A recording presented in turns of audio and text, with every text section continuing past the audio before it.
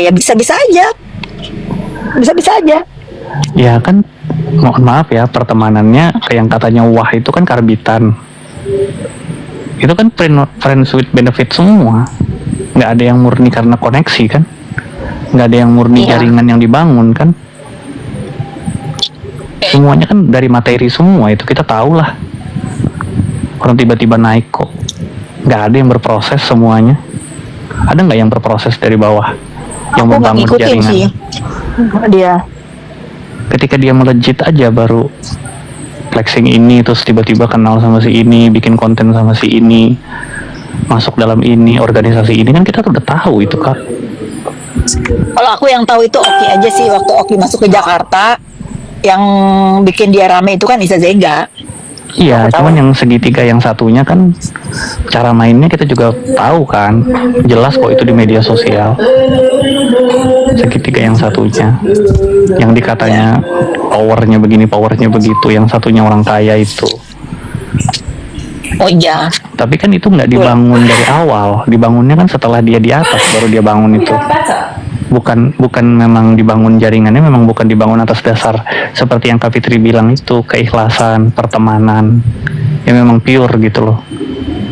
ya.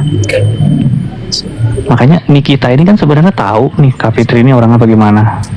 Yang gue bingung tuh sebenarnya apa dia nggak ngukur dirinya Nikita itu, sendiri. Mr. Blind, Nikita itu tahu segila apa saya kalau marah, segila apa saya kalau belain orang, segila apa saya kalau udah nggak peduli.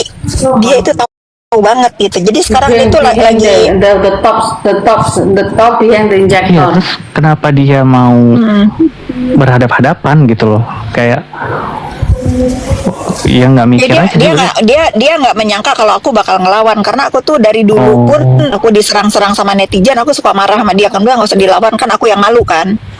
Dia itu berpikir dia bisa mematikan aku di dunia maya, akunya diem. Itu pikiran dia. Jadi dia merasa ya udah, orang-orang skincare ini takut sama dia, Kak Fitri aja gue sikat gitu kan. Dia salah perkiraan, taunya kan aku ngelawan kan sekarang. Oh, Belum dia berarti ditangkap, prediksinya dia Ah. dia pikir Kak Fitri itu diam aja mengalah Diam gitu aja. ya. Ya Karena karena aku nggak peduli memikirkan sama sosmed. reputasi gitu. Iya. Dan kawan-kawanku kan jarang yang main sosmed kan. Ya aku nggak main nih, tapi ya itu lagi, dia salah prediksi bahwa aku akan meluruskan semua fitnahan dia itu. Aduh, yang awalnya bebas main handphone jadi nggak main handphone dia gara-gara Kak Fitri. Iya, dia pakai akun bodong, mantau gitu kan. Typing. Aku curiga ya, kalau dia nonton Komal ini penuh kali memorinya nyimpenin apa yang diomongin Kak Fitri. Dia rekam semuanya tuh. Ya aku prihatin dengan apa yang terjadi sekarang. Kebebasan bersosmed aja udah nggak ada dia. Padahal itu yang diagung-agungin sama dia. Iya, itu yang dituhan-tuhanin sama dia. Nyari cuan di medsos. Iya, kayak aku aja IG ku udah balik dari hari apa ya? IG saya balik. Dibalik ya, akan nggak saya mainin juga. Saya tetap yang baru, memang. Oh, udah balik yang lama. Udah. Udah Tuh, balik, kan, udah guys. balik akunnya Kak Fitri. Kalau saya bilang orang Meta yang balik. Meta atau coy. Berarti ada buktinya Nanti kan? kalau saya upload itu setiap hari, saya itu dikirimin email suruh ngeriset, nggak saya kerjain. Saya dikirimin email. Saya di WA sama teman saya, kamu udah riset belum? Belum, tak bilang gitu.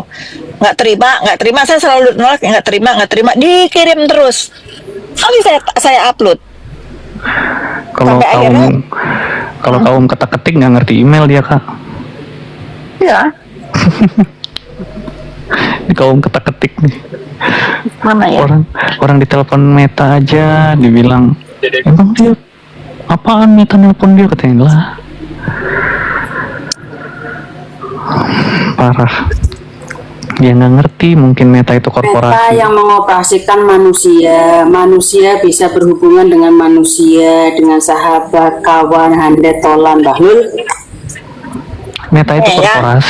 korporasi. Nih saya lihat ini, jangan nanti dibilang ngarang nih. Oh, setiap hari saya di email sama Instagram tuh. Nggak ada saya kerjain. Gemes dia. Kan udah saya bilang, yang gemes itu mereka. Saya nggak ada di Instagram yang lama.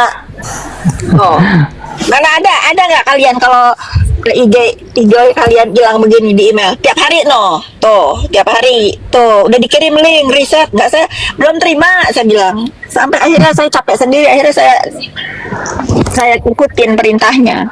Ntar kalau digituin nama kalian saya dibilang halu. Bingung. Sumpah bingung banget. Sampai saya tuh nggak ngerti proton email dibikinin tuh sama orang Meta yang kerja di Meta, proton email. Oh, nggak ngerti saya. Jangan kesel. Jangan kesel. Gitu, meter blind. Jadi jangan apa-apa itu sosmed segalanya. Udah saya seneng di rumah IG saya yang baru. Ntar kalau saya rindu pulang ke rumah lama baru saya aktif di situ. Rumahnya banyak berarti nih. Rumahnya banyak. 217 kan tadi dibilang yang di Naira. Itu jualan. Rumah jualan. Yang penting kan atas nama ibu, Bu. Ya iya. Dibilang flexing. Tadi bilang flexing, digoreng-goreng terus. Aduh. Padahal pengen Iya. meyakinkan calon konsumen. Kan benernya orang yang mikir waras ya, mikir yang tanpa kebencian, mikir tanpa tendensi apa-apa. Ketika seorang developer memposting bahwa ini loh rumah yang saya jual itu legalitasnya lengkap, udah tinggal huni doang. Kalian nggak perlu lagi bingung-bingung ntar mecah-mecah sertifikat dan lain sebagainya. Itu kan bagian dari untuk meyakinkan calon konsumen ya. Wajar lah karena gini, pengusaha Mr. kayak Brian. begitu. Karena gini, saya itu pernah beli perumahan. Sebelumnya kan saya di perumahan kan. Heeh. Saya di perumahan lumayan gede lah. Saya dapetin sertifikatnya itu setelah 3 tahun saya menghuni di situ karena mereka mecahinnya susah. Jadi saya tuh ngerasain gimana kita beli rumah tapi dapat sertifikatnya lama. Nah, saya nggak mau itu terjadi di orang-orang yang beli properti saya karena beda senangnya. Sekarang kalau misalnya saya habis AJB nih yang beli cash, apalagi banyak anak-anak muda kan. Heeh. Mereka itu begitu AJB sama saya langsung ngelihat sertifikatnya, langsung nanti ngurus di notaris, mukanya tuh happy banget.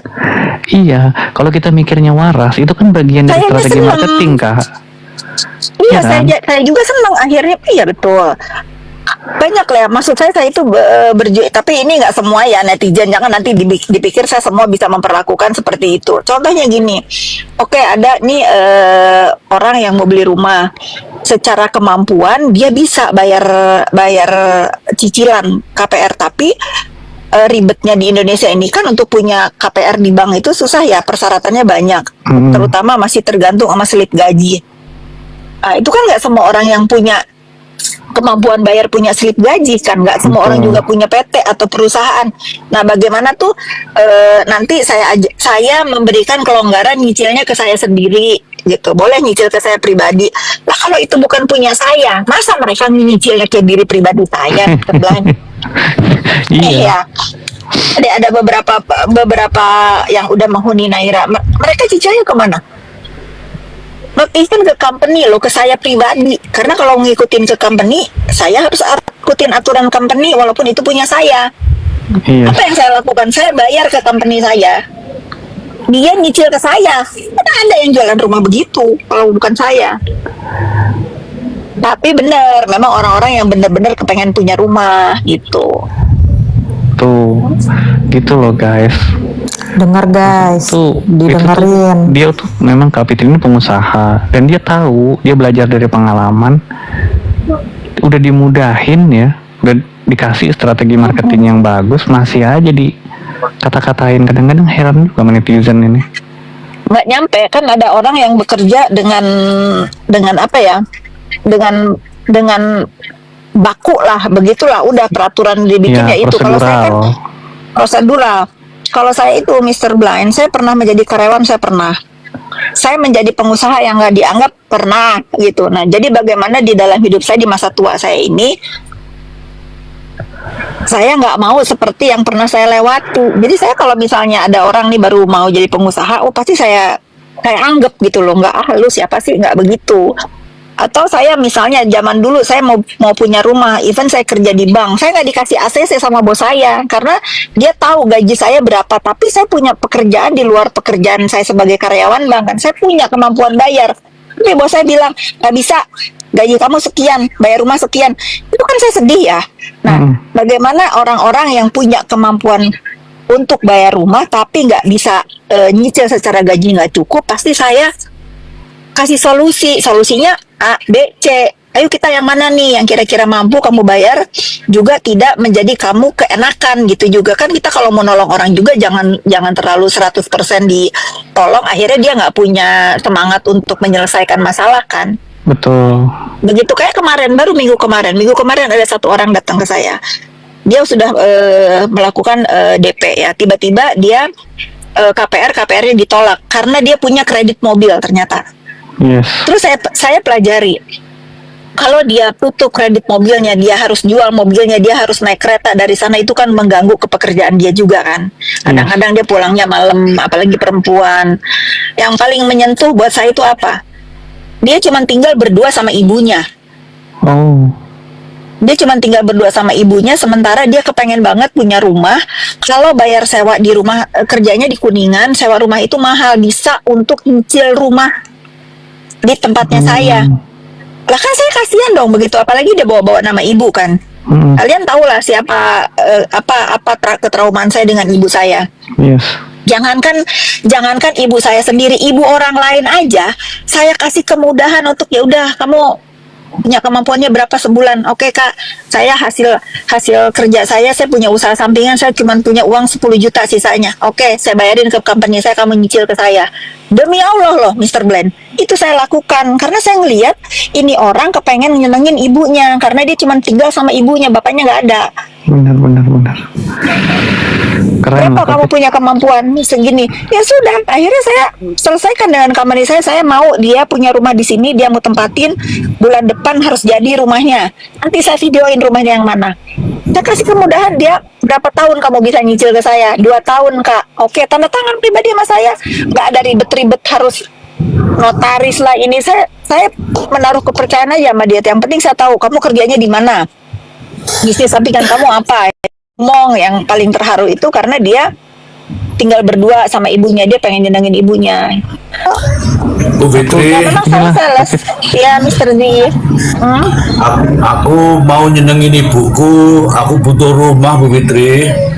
Pindah ke Naira Residen Mr. G. Berapa kemampuan Mr. G bayar?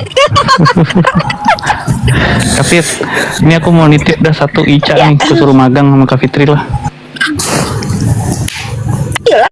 Ica kamu yang suruh magang, suruh belajar sama Kak Fitri. Biar kamu belajar, jangan skincarean mulu. Ya? Biar bisa jadi pengusaha tuh. Ica Moy dititip situ, jadikan asisten TikTok. Suruh magang. Suruh belajar. Jadi entrepreneur tuh. Iya kak. Kalau kita itu sudah pada kalau nih saya orang tua ya, saya kan udah nenek-nenek nih. Kalau kita itu di dalam hidup udah melewati fase-fase kehidupan itu seperti apa, pasti kalau kita itu melewati hal-hal yang nggak enak di hidup kita ya, pasti itu nggak mau terulang juga di orang-orang yang pernah berposisi di seperti kita. Betul. Kalau saya begitu gitu loh. Gitu kak. Kalau saya begitu, saya pernah kok jadi karyawan seperti kalian, jam 5 baru pulang, jam 7 saya harus sudah datang, belum dimarah-marahin sama bos, belum lembur nggak dihitung. Saya pernah semua. Nah, makanya sekarang kalau saya memperlakukan karyawan saya, ya sudah, kamu harus fair. Ada misalnya ada lembur, walaupun karyawan saya nggak hitung-hitungan lembur, ya pasti saya kasih tips. Saya senengin dengan caranya lah. Itu ada filosofinya tuh kak. Kita yang hari ini adalah kita yang terbentuk dari apa yang telah kita lewati dan kita jalani serta kita alami di masa lalu. Betul. Betul. Jadi betul itu Mr. Blind. Jadi saya itu kalau didoxing apapun sama kubu sebelah ini hanya di dunia maya itu receh banget. Karena saya sudah melewati hidup itu yang mungkin orang lain kalau di posisi saya nggak akan bisa. Bagaimana saya dari kecil harus sendiri, bagaimana saya harus struggle, saya tinggal hanya dengan bapak saya dan kakak-kakak saya, bagaimana saya punya mimpi yang besar seorang anak kebunan yang kepengen eksis di ibu kota, caranya saya nggak tahu bagaimana, tapi karena saya meyakini, oke, saya punya tujuan hidup, misalnya saya mau berangkat ke sana. Betul. Bagaimana caranya saya nyampe ke sana walaupun jalannya belok-belok, saya pastikan hidup saya akan nyampe ke sana. Jadi harus punya semangat di dalam hidup itu, harus punya semangat dan ketekunan dan perjuangan. Jangan punya perjuangan aja semangatnya nggak ada, semuanya harus connected semua. Betul, teman-teman yang di bawah Kalau di doxing, yang setuju kalau Kak Fitri bikin seminar, ketik di bawah. Kak Fitri bikin seminar gitu cepat. Aduh, seminar ramah, saya nggak pinter ngomong depan umum. Aku ngomong aja, aku setuju. Gitu dia aja karena nggak kelihatan. Harus dong, minimal Kak Fitri punya legacy ya. Perjalanan hidup kayak atau apa, bikin buku lah Kak. Ya, Buat bisa legacy. inspire buat orang lain. Iya sih, kalau buku kayaknya saya mau bikin ya. Cuman kemarin sudah ada orang yang mau nulis buku, anak saya belum ngasih karena dia berpikir apa ya sudahlah mami, jangan nanti nyari bahan lagi untuk mami di doxing gitu. Aku yang tulis. Saya nunggu. Aku yang tulis boleh. Ya, saya boleh Mr. Z. Kemarin belum direstui sama Oke. Naira karena dia berpikir nanti kalau mami cerita kita kan harus bikin buku, harus apa adanya ya. Iya dong, autobiografi. Harus apa adanya karena saya senang saya senang baca buku Mr. Z. Buku saya banyak banget, mungkin bisa bikin perpustakaan buku saya banyak banget. Oke. Cuman satu buku yang nggak pernah saya lupain sampai hari ini. Itu Apa tuh? karyanya Jung Chang. Dia bilang ada kata-katanya begini. Jadi cerita tentang anak lah yang punya dream. Ya kayak saya gini lah, banyak keinginan. Tapi